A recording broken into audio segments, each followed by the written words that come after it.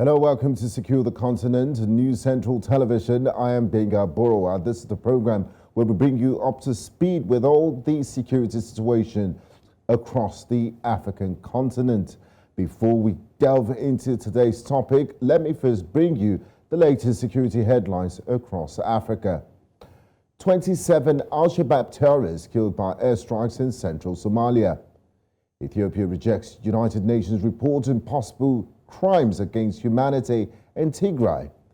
Cameroon women allege underrepresentation in peace talks. And French President Emmanuel Macron meets Tshisekedi Kagame for talks over DR Congo Rwanda tension. Don't go anywhere. I will be right back.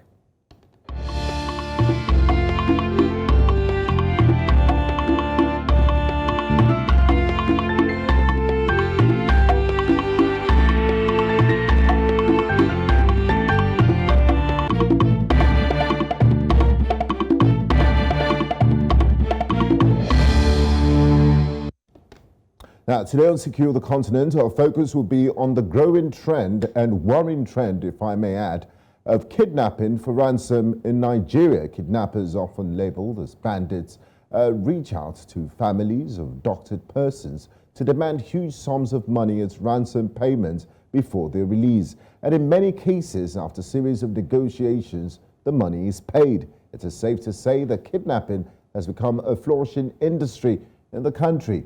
Nigeria is now among the countries with the highest rate of kidnap-for-ransom cases.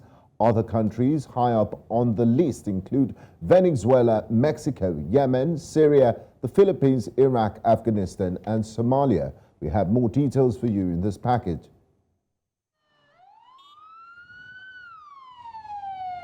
Kidnapping for ransom has become one of Nigeria's infamously thriving businesses. The failure of the country's security architecture has left citizens at the mercy of bandits, terrorists, and kidnapping gangs who use the proceeds to fund their criminal activities. Across Nigeria, there's a growing brazenness in the operations of bandits and terrorists, with Nigerians from across the social strata becoming victims.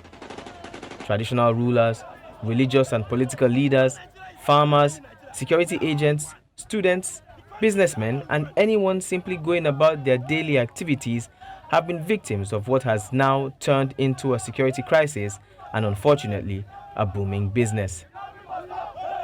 There are communities that have resorted to paying protection monies to prevent attacks by bandits and kidnappers. But even this doesn't guarantee their safety. They live, work, and walk in fear. According to a report by geopolitical intelligence company SBM Intelligence, between July 2021 and June 2022, at least 3,420 people were abducted across Nigeria. The report found that 564 others were killed in violence linked with abductions. During this period, 6.5 billion naira was demanded by abductors as ransom, but they received 10% of that, at just over 650 million naira. There have also been reports of extreme cases where kidnappers demand foodstuff, cigarettes, and even guns from the families of their victims. Many victims and their families revealed that the police did not answer their distress calls. Many Nigerians feel they have no choice but to accede to the kidnappers' demands. President Muhammadu Buhari has promised to put an end to Nigeria's security issues by December. But to end it, there must be a realization of how deep the problem really is. Is the business fed by the worsening levels of poverty in the country? How did kidnapping for ransom become a crime for almost all criminals? Why has the security architecture failed to address this issue? For how long will Nigerians live in fear, simply going about their daily activities? Now, joining me live to discuss the scourge of kidnapping for ransom in Nigeria today is Dennis Amachree, is a former DSS director. He joins us live from New York in the United States. I also have joining me, he's a former DSS director and security consultant. I also have joining me on this program today, live from Lagos, Nigeria, Dr. Tony Ofoyetan is the Director General of the International Institute of Professional Security. And I have joining me from Kent in England, Temitope Olodo, who's a Preventive Terrorism Expert and author. A warm welcome to you all, gentlemen, and thanks for joining me on Secure the Continent. Thank you. Thank you. Thank you. Yes, thank you. I'd like to start off with Dennis in New York. What's the genesis of the kidnapping for ransom in Nigeria, and how did he grow into this thriving multi-billion naira industry it has become today? This particular situation, the kidnap for ransom, because there is kidnapping where parents will go and take their children from school and run away from the other spouse and stuff like that. But kidnap for ransom come to prominence in the Niger Delta. When the Niger Delta militants were trying to to make emphatic their demand, they used to kidnap especially expatriates, and then, of course, keep them for a while, make a noise about it, and then release them. So it was something to draw publicity to their cause. Then suddenly, a company was not very, very patient enough to listen to security professionals. They went ahead and paid. And at that time, I think they paid 300,000 naira. 300,000 naira.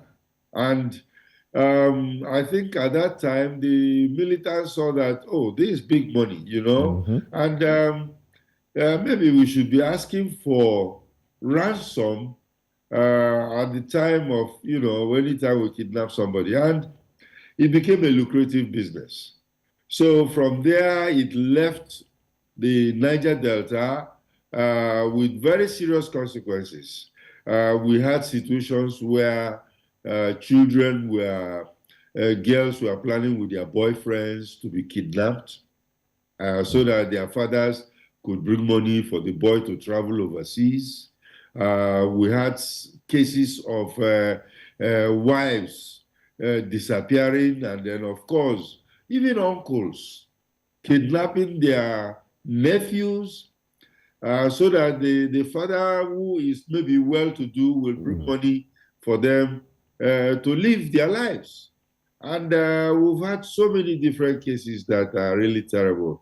And of course, it has developed into this national level where we have bandits who are terrorists getting into the fray. And then, of course, not only kidnapping, their own is a means of raising funds for their terrorism. Yes. And then, of course, they continue from there.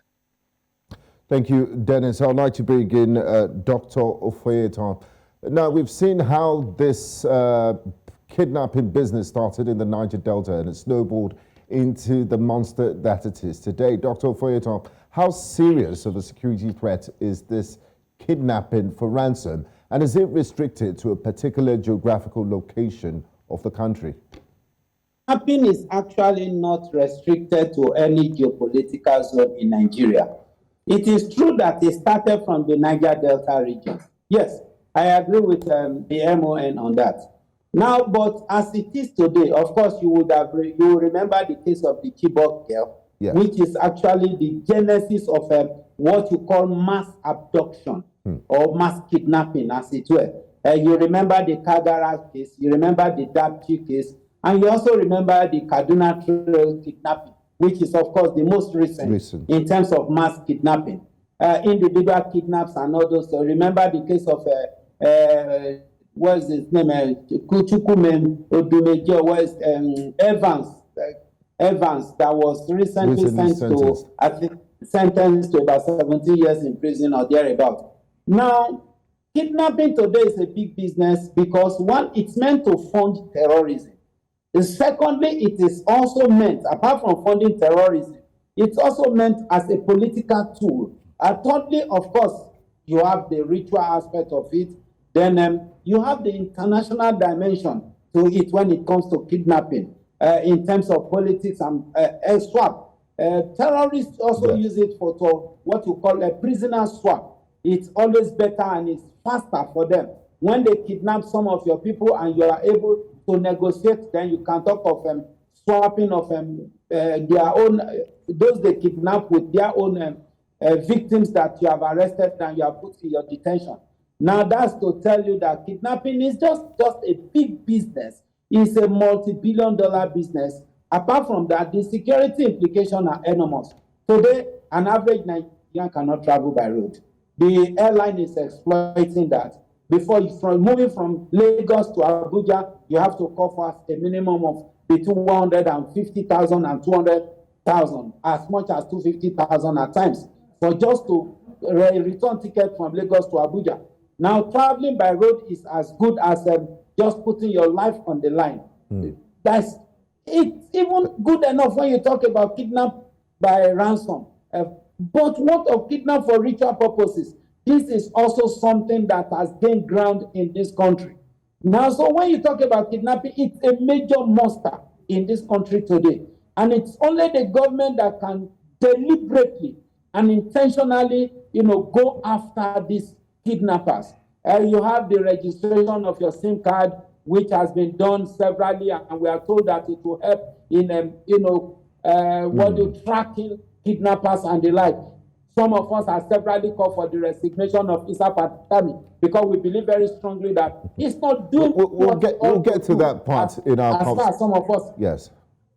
We'll get to that part, what has been done and the government's response in the course of our conversation. I would like to move to Temitope Olodo. Now, Temitope, there's been a long speculation. The doctor mentioned it. He mentioned ISWAP. There's been long speculation that some bandits in the northwest are working with Boko Haram and ISWAP. How true is this, and what effect does this have on the level of insecurity in the country? And what do we know about these groups that are responsible for kidnappings? Thank you so much for your question. I think just like my colleagues have all agreed to, in their conversation, I think it's important to highlight that what we have is an hybrid bandit.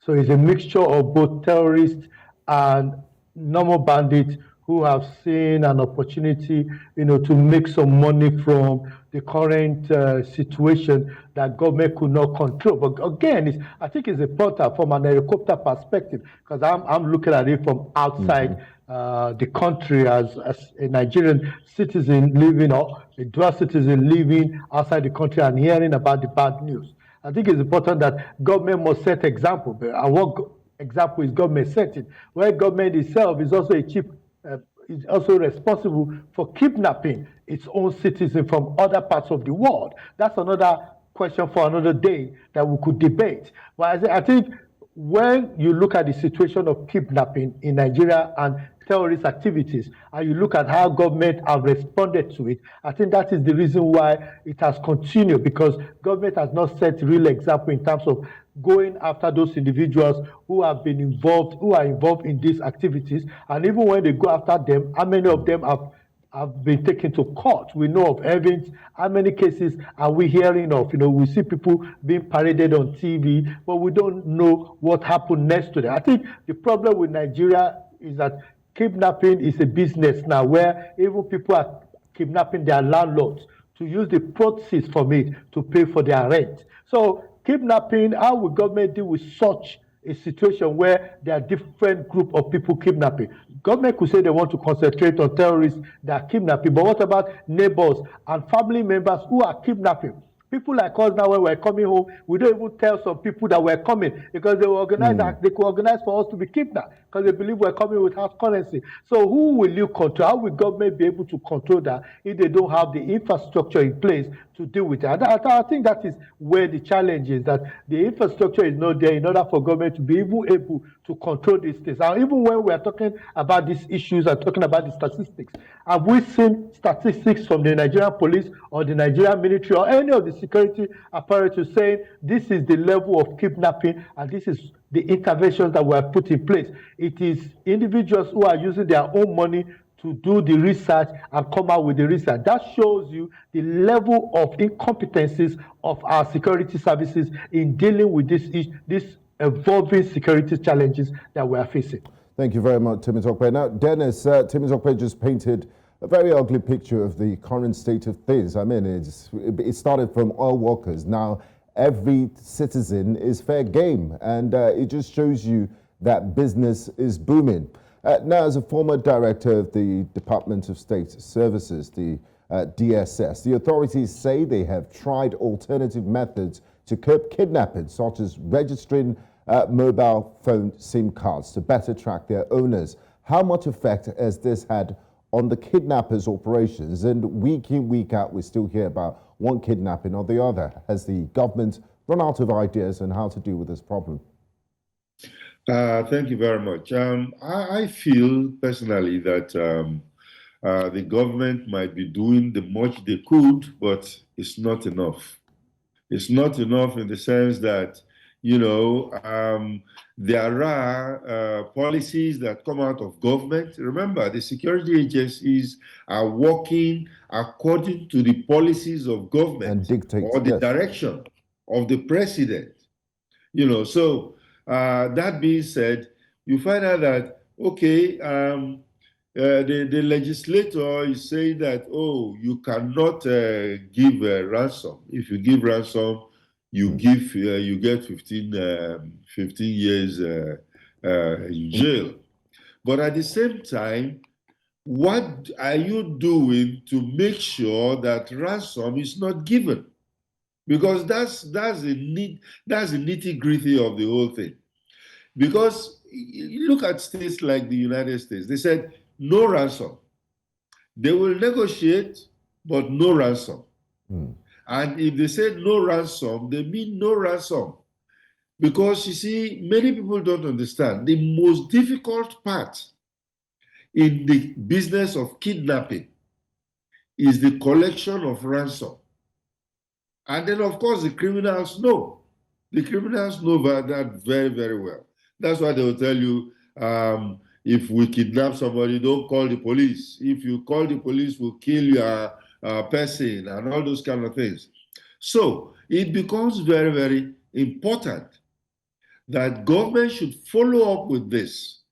If you say no ransom, then you should put things in place that will make sure that you discourage, you know, the ransom taker. Like in the United States here, what they do is that if you try to ask for ransom, they are going to, you know, set it up for you. Come and take. You know, the banks they have certain kinds of notes. Yes. Yeah, that they give out. But you are not going to take it. When you take it, there are things that could explode in your face and then actually brand you for the next 2 weeks, and they will catch you. You know, and then of course there are response teams in the security agencies that will follow up. They make it uncomfortable for you to collect the ransom. And then when you see that it is really dangerous to collect this ransom, of course, you think twice next time before you want to go into that kind of business. Thank you, Dennis. Now, Dr. Ofoyetan, still following up on this payment of ransom. Nigerian lawmakers have passed a bill criminalizing payments to kidnappers. Mr. Dennis Amachree just mentioned that the supposed reason behind this is that ransom payment is what is fueling the business of kidnapping. What's your take on this? I mean, for desperate families, life cannot be replaced. They just want their loved ones. And they've seen the lapses in the efficiency of the security operatives. And they believe they're left with no options than to pay this ransom. What's your take on this, sir?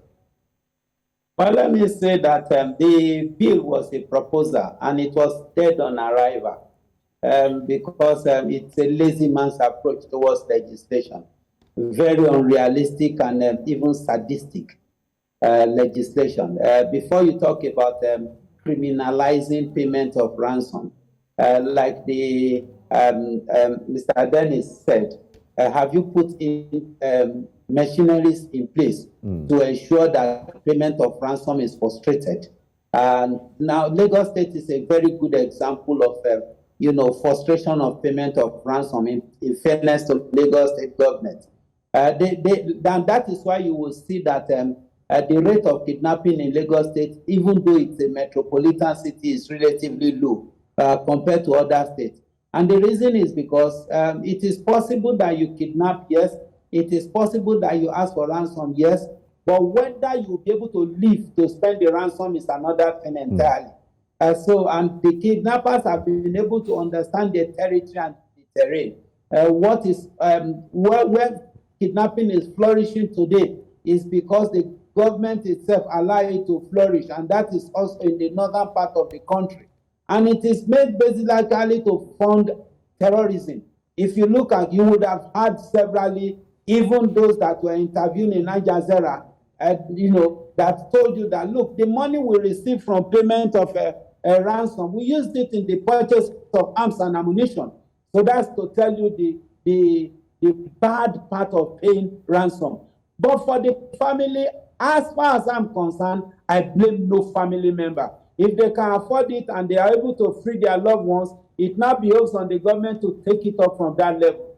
Once that loved one has been freed, you would have had severally when the government will tell you, we know where the Dapki girls are, we know where the Chibok girls are, we know where the Kangara boys are, we know where the victims of the Kaduna train victims are, but we cannot go there because we want to avoid collateral damage.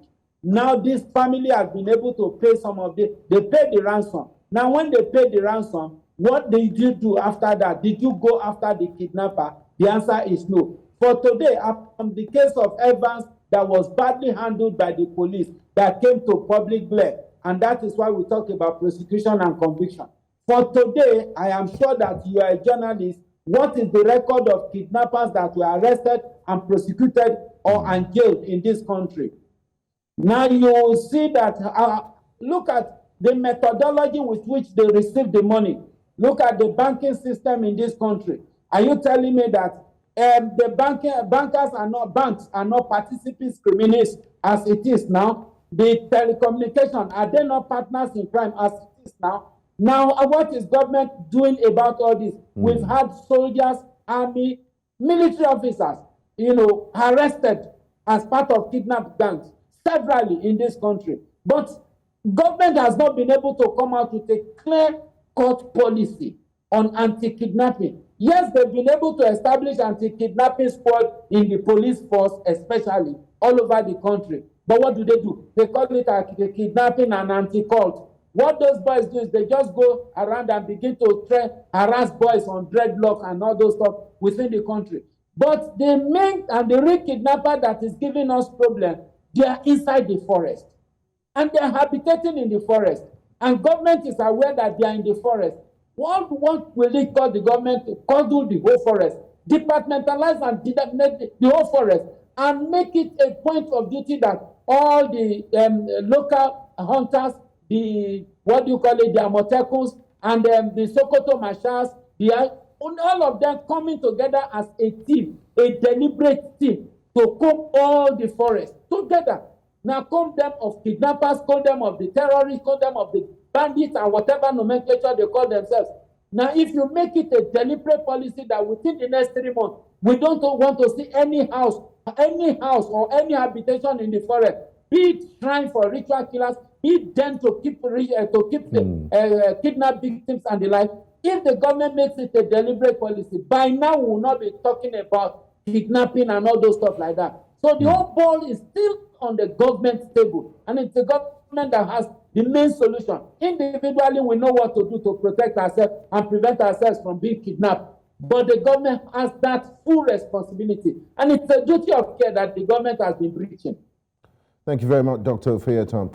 Now, Temitope, would you say that this kidnapping problem has plateaued and it's reached a point where the government has to deal with it decisively? Or would you say the government's response is still a bit lax? Because we've gone from kidnapping all workers to targeting groups, schools, and even minors, kidnapping students to wholesome kidnapping. And some communities in Nigeria actually pay protection money, ransom money to keep these kidnappers away. Are you satisfied with the government's response? And do you think the government has this in check? No, I'm not satisfied with government approach, because I don't even know what the government approach is. Let's be very clear. What is the government anti-kidnapping strategy? What is their implementation plan, both at a state level, local government level, and federal government level? What is the connection between the three? When somebody is being kidnapped, if in my house here in London today, I'm a victim of crime, the police will come and do their normal investigation and ask questions. But not only will they do that, they will send what we call a support police officer, who is either a specialist that specializes in talking to me, in speaking to me, in trying to deal with me as a victim of crime, and supporting me through the processes for me to know what I need to do, what I don't need to do, how to deal with issues. We've said it, my colleagues there, my senior brothers, my brothers, I've said it many times. Set up a group, have a policy approach on this, have an implementation plan. They don't listen. This government is deaf and dumb when it comes to dealing with this issue. And I'm personally fed up of coming on TV screens to talk about policies and policies. You have interviewed many people on this same topic. Pick one issue that have been discussed on your program on how or solutions that government need to take that they are taking. None. Do you think they're overwhelmed by the scale of the problem? Because I don't think any responsible government will fold their arms and do nothing about the problem, sir, is that they are firefighting. In security, you don't firefight. You have an approach. Many of my colleagues and many of you will have watched when the Queen died. They didn't wait until when the Queen died before they start putting plans in place. Plan was in place. The King went to the command and control center. I hope the Nigerian security agency were watching and seeing what the command center looked like. At least for most of us, we've seen it, we've worked in it. They saw how the command control was, how they went in there. You could see the screen. You could see how they were looking at it. In our own places, just shoot and fire, shoot and fire. We're talking of strategic approach, deployment. If you lock up a state, a southwest, you lock up southwest and say, okay, we're going to lock up southwest, bring out the security agent there, look at people. When you meet people that you don't know, screen them. What is the Nigerian Immigration Service doing? A lot of these people were coming across there, they say they are not Nigerians. Yet Nigerian Security Immigration Service have never come out to say this is our plan to do with foreign criminals that are entering Nigerian territory. This is how many people we've removed. Nothing. There is no joint approach between the police, the immigration, the customs, or anybody. Weapons are coming in, customs are not stopping it. Or they're taking one and then they go on TV screen and show us what they've done, which is cheap publicity. Immigration will arrest one or two people and then they'll say, oh, look at what we've done. And then they're showing them. The NDVLA will show that they've carried drugs. Yes, thank you so much. We know you are doing that. But work together jointly. Work together jointly to deal with this issue, and let's see your implementation plan. Because if you have a good implementation plan, people like us will support you, both from abroad, both from within Nigeria as security consultant, to tell you that this is what you're doing. But I have not seen a kidnapping implementation strategy, anti-kidnapping implementation strategy. If it exists,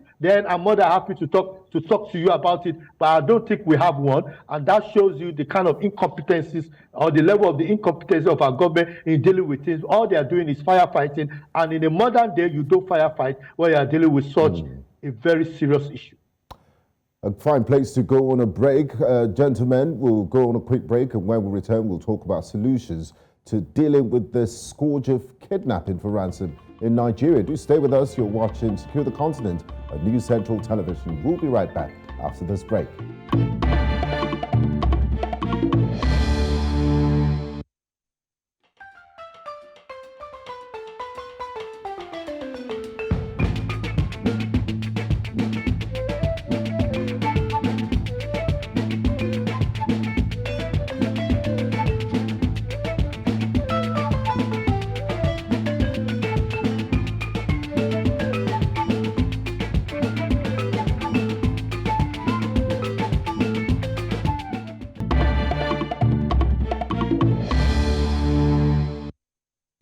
Thank you very much for staying with us on News Central Television. If you're just joining, this is Secure the Continent. We've been discussing the scourge of kidnapping for ransom in Nigeria. And I still have here with me Dennis Amachree, a former DSS director and security consultant, Dr. Tony Ofoyetan, Director General, International Institute of Professional Security, and Temitope Olodo, Preventive Terrorism Expert, and author. Welcome back, gentlemen. I'd like to pick up with Dr. Tony Ofoyetan. In the wake of the Kuje prison break, visibly angry President Muhammadu Buhari, while visiting the prison, questioned the intelligence system in place, the attackers' easy access to the facility, and the ability to live without a trace.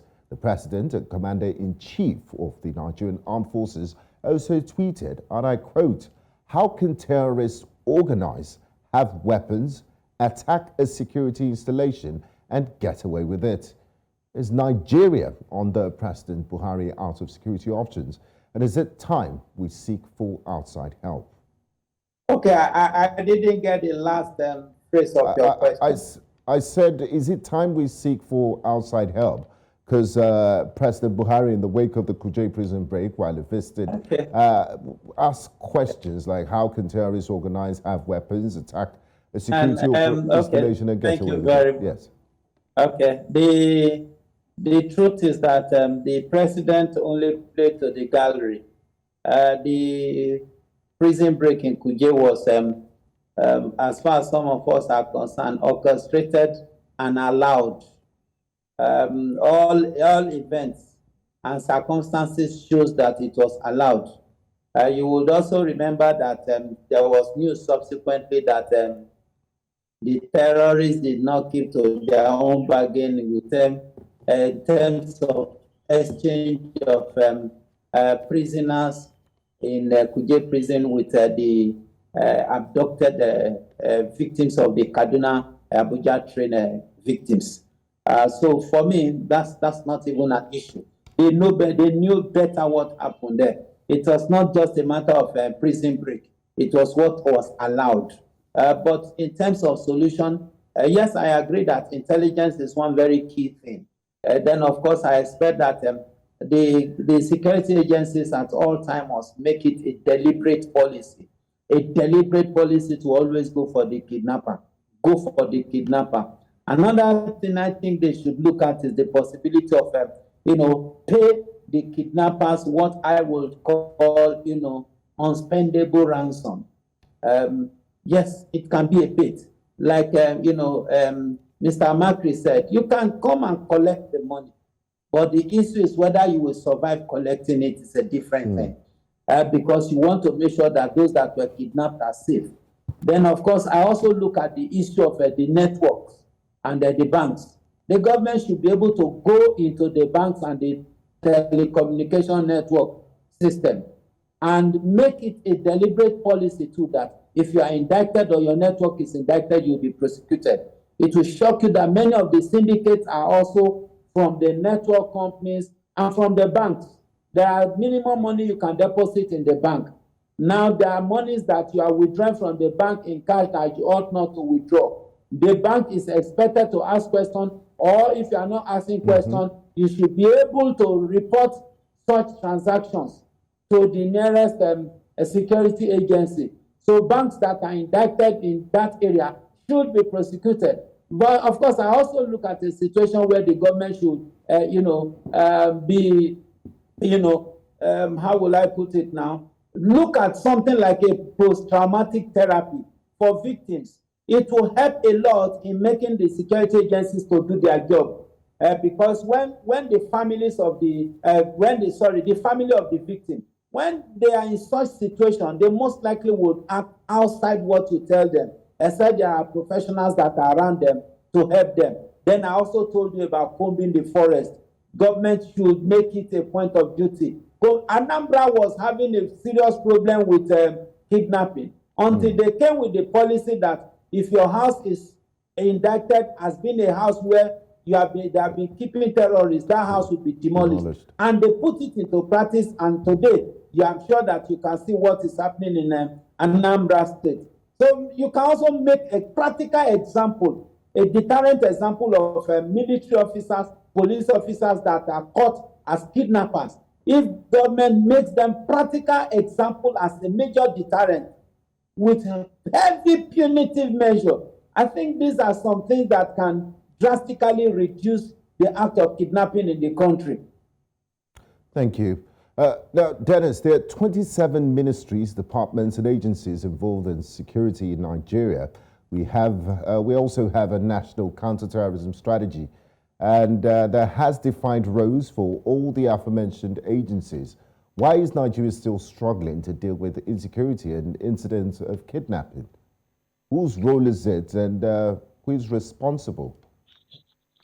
Okay, you know, we have experienced a situation where the security agents have been operating in silos, in such a way that, well, you mentioned it. We have a counter-terrorism strategy, but I can tell you that is only on paper, because there is no forum where that paper or that strategy is going to be made alive, and that is the problem we have. We've had a counterterrorism strategy, we've had other national security strategy, and all these documents are right there on the shelf. Beautiful documents that are mentioning things that we should do, and they are not done. So we have always suggested this fusion center. We hear some of them are going to come on stream. I don't know whether the last one has come on stream already, but those fusion centers are so necessary, where all the security agents are going to sit together or represented there and then share information, share intelligence on what to do. And then, of course, work towards the same goal. It is not a situation where I am in the police, I go and capture one terrorist, and then I go and report to the president, oh, it is me that did it. It's not the army, So we have to work together. It has to be a synergized thing where we implement these policies. Thank you very much, Dennis. Now, Temitope, what are some of the human impact of this scourge of kidnapping on the nation, the socio-economic psyche of the people? Because quite a number of people are disconnected from it. They feel, look, if I'm not a victim of kidnapping or any of my family members, it's just some distant problem somewhere. What are some of the real-life impact of this on the society? There's a lot of impact. At least I grew up in Nigeria. I was a member of a very good social club on campus, and I remember traveling at night. We mainly travel at night, enter into a city, dance, do all what we want to do, get on the car, on the Marco Polo or luxurious bus, and come back. I had no experience of being kidnapped on the road or even being afraid of our car breaking down. If the car breaks down in the middle of the road, wow, that's a good opportunity to start another party in that community or village. That was what I grew up with. What I'm hearing now is what they call yakpa or whatever, where people are just exiting, like Andrew is checking out of Nigeria. The airport, the embassies, even embassies that never had Nigerians are having Nigerians now. Everybody, Ghana, countries, all our children are going everywhere. So that is the impact. We are losing a lot of people to other countries to develop those countries. That's a serious impact. Whether we like it or not, that is what is happening. Psychologically, there is an impact on the fact that when there is a crime and there is no resolution of that crime. I had the privilege of working with the Kent police, as a special constable. And I went on the beat and I did that. I had the opportunity of working on secondment with the Metropolitan Police. I had the opportunity of working in the Office for Security and Counterterrorism in the Home Office. So I've seen it both from an enforcement perspective, from a policy perspective, dealing with de-radicalization. Before even Nigeria started having serious terrorism problem, I've been dealing with de-radicalization as a subject. So, and I dealt with it and give out money to organizations. And the way Nigeria is practicing its own de-radicalization is different from the way it's practiced all over the world. The problem we have in Nigeria is implementation. The McCain family is an example where a British citizen went abroad and their child was adopted abroad. And the police, Metropolitan Police, are giving funds every year to investigate it. How many times have we read on the pages of our newspaper that a Chibok girl has been seen somewhere in Niger or somewhere, and nobody is following it up? That's operational issues. Dr. Amachree can talk about that. You see, the issue is that we need people to do what they are supposed to do. Allow this officer, we have the best security people out there. We don't need any foreigners to come and help Nigerians. Even people like us don't even need to come. We need to just be applauding the people back there. Because I know you have talent. The Institute of Security Professionals have a lot of people that are there that are ready to help. A lot of Nigerians. But the problem is that this government is impotent in dealing with this issue. Whether we like it or not, the truth must be said. So the only solution now is that government needs to do what the Constitution says it needs to do to protect its citizen.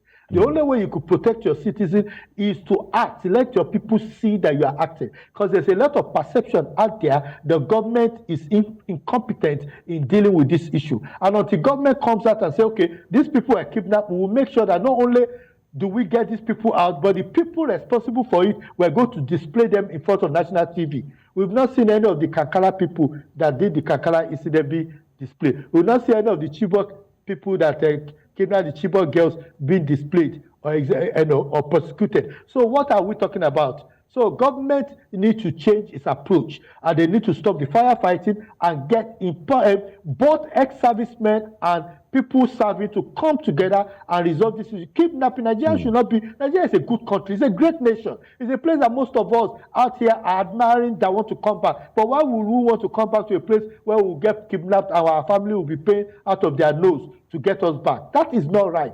And government needs to change its approach and get people involved.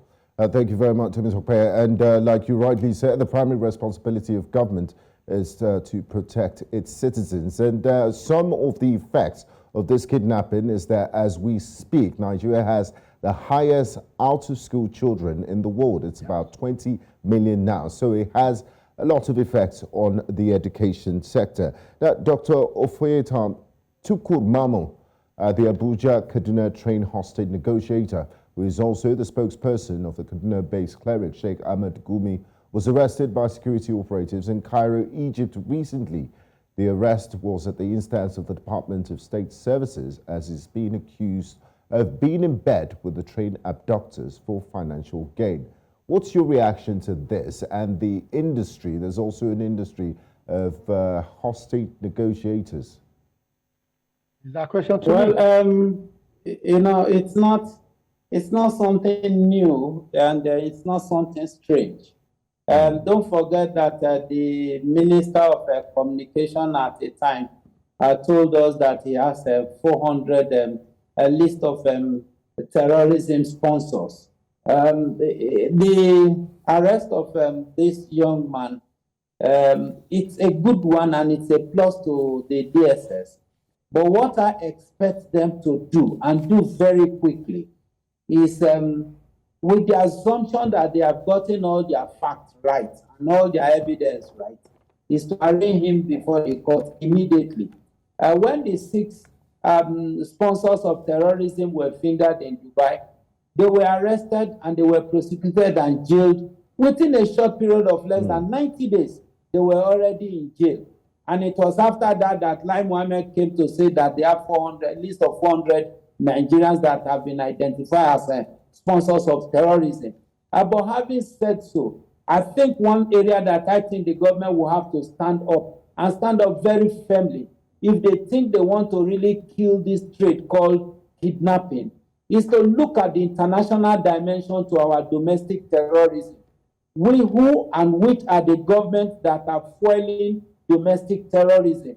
Now, the government should be able to come out with the instrumentality of, if you think you don't have the military might, you should be able to have the propaganda might, to be able to come out with facts, irrebuttable facts that would, make sure that these countries, their activities are reduced to the barest minimum. Blackmail them out of your country. Because as it is now, it's obvious that are using the greedy Nigerians, greedy, nepolistic, and bigot Nigerians to fuel the act of terrorism. And kidnapping is just one of the tools that is used to sustain the terrorism. So if government is able to come all out, I remember, I just don't want to mention the name of country as it is now, but I know that there was a time there was a cry on a particular country, we even saw it on social media and the like. Unfortunately, we have the Northeast Electrification Development Program now, and that same country is one of the major countries that is going to be the executor of such projects.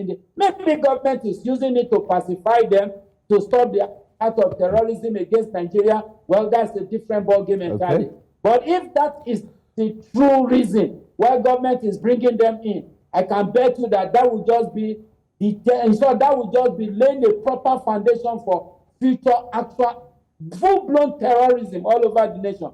Because the day you could no longer sustain that contract, then they go back to the act of sponsoring terrorism against your nation. Okay. So the government should come all out clean to the people and shame those countries that are sponsoring terrorism against this country. There are foreign Western world that are sponsoring terrorism against this country, using our greedy Nigerians, greedy and bigot Nigerians. Thank you. Thank you very much, Dr. Ofoyetan. And I would like Dennis Amachree to have the last say. If you can, in less than a minute, I'd really appreciate it. What needs to be done to end this menace of kidnapping? Simple question. Well, thank you for that. I think that, there is a new surge right now. I observed with the security agencies. In fact, the last time the DGSSS was addressing some people from different branches of security, and they mentioned it, that, pursue the money, pursue these people. And I think we've given them too much rope, so to say. Let's not allow them to rest. And then, of course, we should mean business. Make them uncomfortable. And if they are uncomfortable, I think they'll look for another business. But if we are lackadaisical and we allow them to do whatever they want to do, then, they will continue. It'll be business as usual. Yes. Yeah. Thank you very much, gentlemen. I'd like to say a big thank you to you, Dennis Amachree, former DSS Director and Security Consultant, joining from New York. Dr. Tony Ofoyetan, Director General, International Institute of Professional Security, joining from Lagos, Nigeria. And Temitope Olodo, Preventive Terrorism Expert and author. He joined us from Kent in England. I do appreciate your insights and contribution to today's program. Thank you. Thank you very much. Thank you for having me. Now, the federal government should come together with state common security strategy. Such a strategy would outline the roles various authorities, security agencies, community leaders, and other stakeholders can play to protect schools and improve security across the region. Lastly, federal and state authorities should revisit the Safe Schools initiative the previous administration launched following the kidnapping of the Chibok schoolgirls in 2014 and enact tighter financial controls to ensure that the initiative's funds are used to improve school safety in the future. Thank you very much to you for being a part of the program. Gbenga Aborowa. See you next time on Secure the Continent. Bye-bye.